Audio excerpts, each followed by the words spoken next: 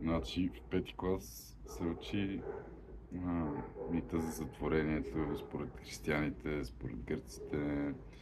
После се учи легенда за Рома, ромски фолклор.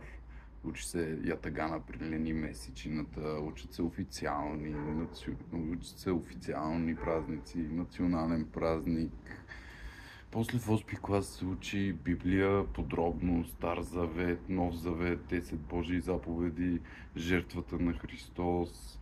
След това като цяло по литература учим различни теми, как човек може да се разруши, как човек може да избере доброто, може да избере доблестта.